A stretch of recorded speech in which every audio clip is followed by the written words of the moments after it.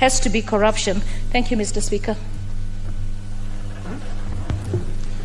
Honorable members, allow me to welcome the youngest member of this House, the Honorable John Juguna Kawanjiku, the member for Kiambaa, to make his maiden address to the House. You are most welcome to the House. Thank you. The Honorable John. Thank you, Mr. Speaker. Let me start by saying I rise to support the second viewing. Yes, the Honorable John, just keep your mask on, okay, please. Yes, and you will not be interrupted during your speech. Thank so you. Take your time. Thank you, Mr. Speaker. I start by saying I rise to support the second reading of this bill, and I would like to make some contributions towards it. Mr. Speaker, the majority of low-income Kenyans lack medical insurance, forcing to pay hospital bills out of pockets, leaving families vulnerable in the face of high treatment costs. It is from this background that I stand here to support this bill. This because informal workers who are currently paying 500 shillings in the NHIF monthly contribution will be cut to 300 shillings, making the scheme affordable to the low-income card who constitute a majority of the hustlers in this country. This move should help set as many people in the category as possible so as to afford them the opportunity to enjoy in the aspiration of UHC. I reckon that informal workers paid 350 in a monthly contribution. Before the late, I increased to 500 6 years ago. A move meant to boost NHIF corrections from the informal sector. However, this has been counterproductive due to affordability, thus lacking out access by the same group. These are groups whose daily troubles include access to food, thus they cannot be trapped into a high monthly subscription. Thus I round the intention of this bill, which is to ensure that many Kenyans, particularly persons who are in the informal sectors and those who are not working, cannot afford to pay NHIF contribution by reducing the rates from the current 500 per month to 300 shillings. Lowering of the monthly contribution will also help address the pain induced by coronavirus, induced by layoffs and salary cuts, which have forced more than half of NHIF active members to stop paying premiums. Mr. Speaker, today being I therefore support being my first day, I would like to digress a little bit and also take this opportunity to thank the great people of Kiambaa, for believing in me and for supporting me and trusting me with their votes. Mr. Speaker, I want to say that there are quite a number of challenges that we face during the by-election, but apart from that, I also want to take this opportunity to thank so many people, especially members from Kiambaa constituency, starting with all the way from Shianda, Karuri, to Moshada Ward, to Kihara Ward, and Dendelo. And I really want to thank them for believing in me and for entrusting me with their votes. And I want to state categorically, and I also want to tell them that I'll be here to support and also to work so that I can ensure that I honor the promises that I made to the people of Kiambaa. Mr. Speaker, I would also want to thank special people who came in to support us. I want to take this opportunity to support the Deputy President of the Republic of Kenya, being the chief crack hustler, for believing in a hustler like me, a chicken intestine vendor who did not have a father or who did not have a name, who did not have a big name, but he believed in me and he gave me an opportunity and also to mentor in a cause and also several causes that he made to ensure that we are praying and also to support me morally for ensuring that at the end of the day we are doing our campaign and we ensure that we deliver, the Kiambaa seat, the hustler nation. I seriously appreciate and thank the Deputy President.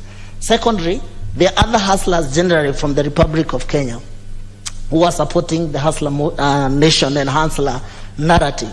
Generals from this house, starting from Mheshimiwa Honorable Dede Nyoro, Mheshimiwa Kimani Ichung'wah, Mheshimiwa Rigathi Gachagua, Mheshimiwa George Kariuki, Mheshimiwa Jane Kihara, and also for supporting me and believing also in me. They gave me an opportunity to market myself to the Kiambaa people, to sell my ideas, some of them being ensuring that we will ensure that we give bursary to the people of Kiambaa in a transparency manner that has never happened before, ensuring that we're gonna increase and ensure that we ensure that we model and we build schools that will help the Kiambaa people, so that at the end of the day we can be able to take our kids to a good environment where our students and how our children will be going to school too. I also want to take this opportunity to thank the UDA party. They gave me an opportunity without asking me 1,000,001 questions. I would want to thank the Madam SG, Veronica Maina, because the first day that there was a by-election, I went to her office and she believed in me and gave me an opportunity, to be heard. And from that, today is a story. Today, I'm a member of parliament for Kiambaa, a constituency that we have never had an opportunity, to erect a young member of parliament, being the first young member of parliament from Kiambaa constituency. I take that opportunity to thank them. I also want to thank the women of Kenya, and especially for Kiambaa. It is the first time the single mothers from Kiambaa constituencies, I want to tell them that it doesn't matter the challenges that you are facing today. It doesn't matter as you bring up those young kids. It doesn't matter who is their father. It doesn't matter where the families that they come from. But I want to encourage them that wherever they are, and this one I also want to sincerely thank even if she's not around, my late mother, Philomena Wanjiku Karanja, for believing in me also, and also giving me an opportunity, and also bringing me up in a manner that, other kids, are being brought up in. So I want to take that opportunity to thank the women of this great republic and tell them that they can still, their children, they can still make it. If I made it to be a member of parliament for Kiambaa, it doesn't matter where you are coming from. One day, as long as you have a dream, as long as you have a vision, as long as you have something, you have your faith in God, one day you become what you believe in. I will also thank the Almighty God, for keeping me alive, and also for ensuring that the kind of a direction that we witnessed in Kiambaa constituency, Mr. Speaker, I take this opportunity to seriously and condemn, that the government for bringing up machineries that we have never witnessed before in Kiambaa. Kiambaa election is a very peaceful area. We have never had, violence before, but some of the cars, the chiefs being in uniforms, coming to bribe people. And I would like to ask the government of the Republic of Kenya, allow Kenyans to make their own decision when it comes their democratic right to elect the leaders that they want them to represent them, whether in parliament, whether in the National Assembly, whether in the Senate, or whether it is the president. Let us give the Kenyans an opportunity to democratically exercise their democratic right without influencing. And I sincerely thank the Kiambaa people, because even after all those intimidations that happened during the election day, they did not bow down to pressure. They did not bow down, to victimization. They decided and they elected me as their member of parliament with UDA ticket. I thank all the people of Kiambaa. I take this opportunity to also thank, this hustler nation in the whole Republic of Kenya. And I want to tell them, if they had any doubt that the hustler nation is real, I'm a good example, Mr. Speaker, that the hustler nation is real. I was a chicken intestine vendor. I got an opportunity. I had a dream that I never thought that maybe one day I'll be a member of parliament. And today, God has made it possible. So the hustler nation, and when it all start talking about bottom-up thing or economic, it is true that you can start from somewhere and you become something in this Republic of Kenya. Thank you, Mr. Speaker. I stand to support. You are most welcome to the House, the Honorable Kawanjiku, and thank you for believing in the beauty of your dreams. And I wish you well. I also wish the people of Kiambaa well as you lead them. May God bless you. We shall have now contribution from the Honorable Obo Mohammed, member for Lamu. She's not in the House.